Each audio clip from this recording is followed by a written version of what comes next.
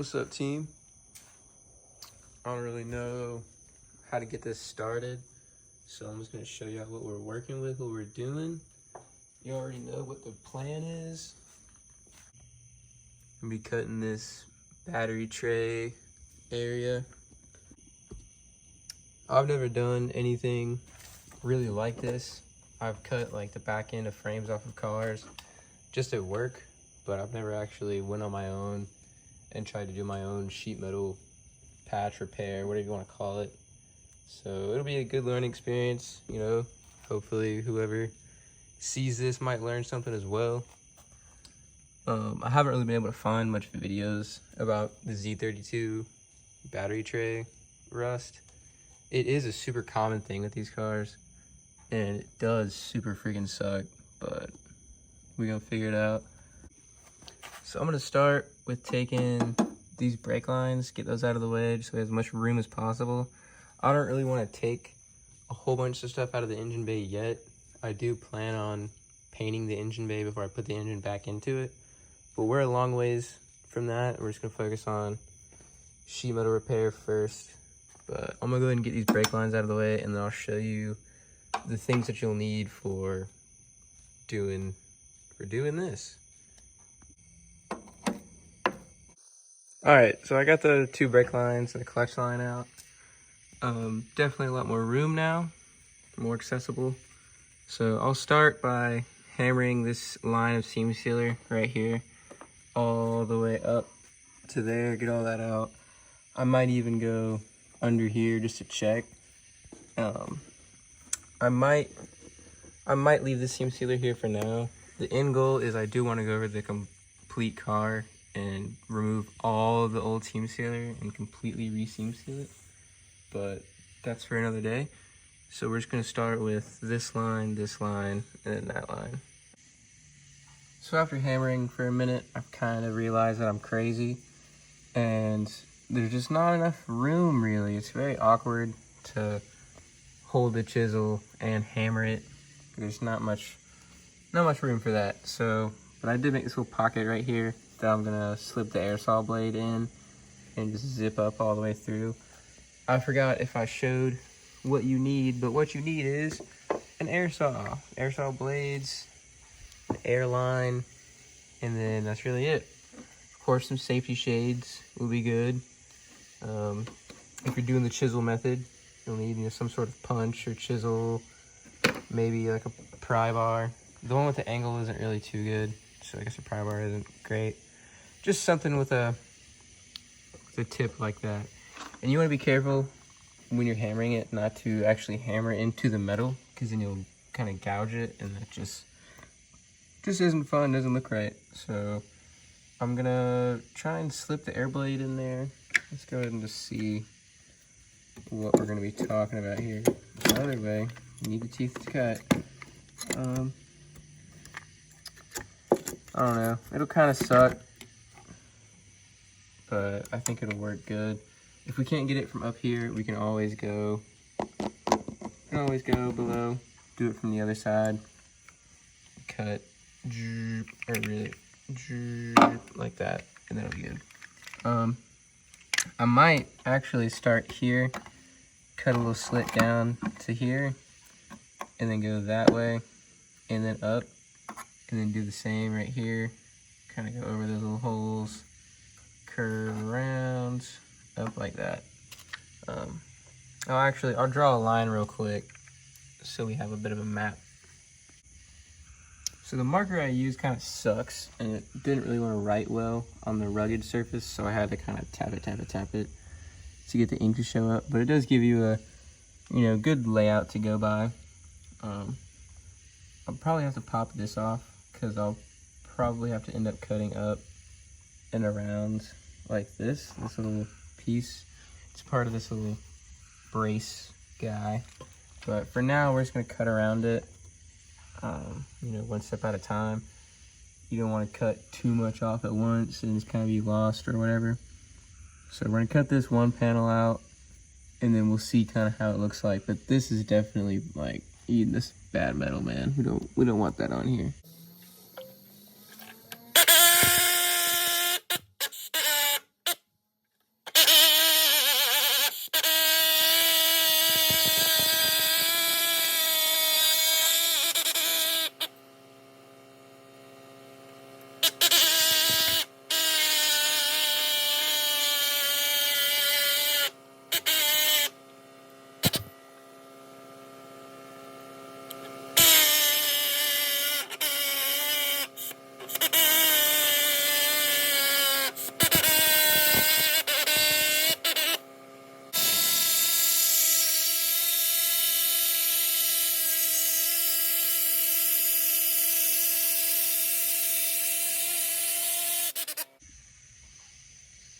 Had to wait for the freaking air compressor to turn off because it's so freaking loud. But, so actually those two bolts, that's a part of that brace on this side. These two right here are actually a part of this upper arm mounting situation, so that's cool. Definitely didn't realize that. Should have realized that sooner, but that does kind of make things, oh my god, please don't fall. That does kind of make things a little trickier, but see, that's good, you know, because if I would have just went, all right, I'm gonna take this off and freaking cut all the way up through it, you know, it would have made a mess, really, you know. So that's why you always want to, you know, you can always cut more after you cut. You mean, you don't want to just go crazy and start cutting everything. So instead of doing this original line that I'm gonna do, I'm just gonna go up to here and cut this off so I can just get this main piece out of the way so I can get more view of this structure and how I can go about it, try and make a plan.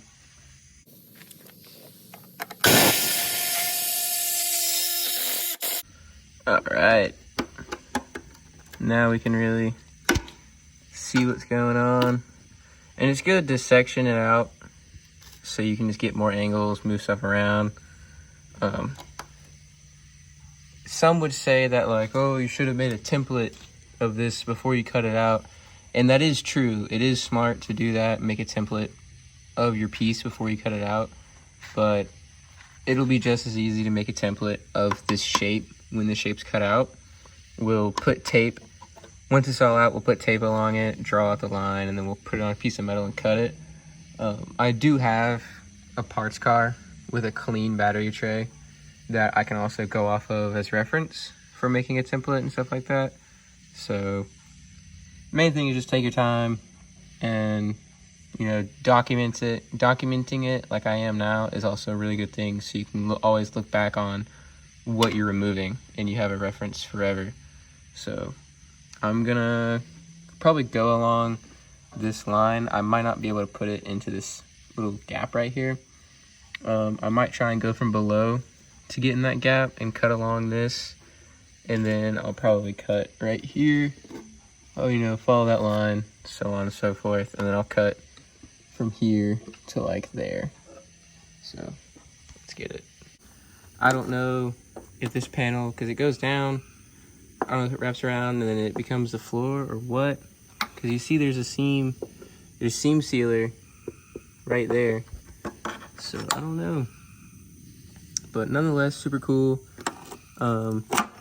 Next is I'm probably gonna put something in this, either this chisel or pry bar, and kind of just pull this lip back and see how far down in between the two panels the rust was going. Just go from there. There's a glob seam sealer here. You know, I can hammer all that out pretty easy now. Still need to maybe cut from this corner like that. I'll have to remove the suspension on the other side so I can cut this bad section out. But we're rolling, man. This is awesome. Super, super cool. Hopefully sooner than later I'll be able to start working on a patch for this thing. And then we can start to the floors. All that stuff. Would not recommend wearing shorts and sandals with no socks when doing something like this, but just be careful, take your time. You know what I mean? It's not going anywhere. I'm gonna come here, I'm gonna clean all this up, and then get some sort of pad. If I can't find a strip disc, I'll just use a angle grinder, and it's very lightly, like a flap disc on angle grinder, and just very lightly remove all the seam sealer, and try and learn the architecture of this section of the car, and then see if I want to just smooth this down where I cut, and then just make a patch and weld it in right there, or if I want to go crazy with it and maybe peel this down some and then make a new, complete new panel how it was, you know what I'm saying? But it really depends if it's continues to be rusty down here, you know what I'm saying? Hopefully the rust didn't spread too far down. This, as you can see, is pitted all along here. Not rotted, but it is weak. And, you know, this stuff is, it's like cardboard. This one's a little stronger. I'm not gonna mess with it with gloves or without gloves because it will cut you up very good. But this stuff is super weak, man. Like, definitely not something you want to be riding around with, especially if you're, you know, racing, drifting, or, you know, just really in general, you know, if you're driving around and some bozo max into you, you know, these cars are already made out of such thin metal and they fold so easy. You know, if it's rusted and it's pitted and it's weak metal, it's just gonna completely crunch. It definitely is ugly, so I'll definitely smooth it out, make it clean again, but definitely gotta get on it before it rots, because the rot will consume, as they say. But I appreciate y'all for sticking around watching. I'll come back tomorrow and we'll clean this up, maybe shape it up. I gotta get a little bit more of a game plan going, but hopefully you learned something. I don't want to drag this on too long. It's probably already longer than I expected or was anticipating it to be, but you know, just go at it one step at a time, you know, one day at a time, and you know, 1% a day is better than 0% a day. This is huge for me. Yeah, this has been a project that I've been really not looking forward to for a long time, but I'm super eager to drive this car again, and the sooner I get all this taken care of, just the sooner I'll be able to drive it. I think the floors will be honestly a breeze, just because it's only 2 panels, maybe 3 panels, and there's way less curves and junctions and bends and crossroads and 4-ways and train tracks. So I think this will be definitely what puts my skill to the test. So if you guys are fabricators or metal play withers and you know what I should do, how I should go about this, please let me know.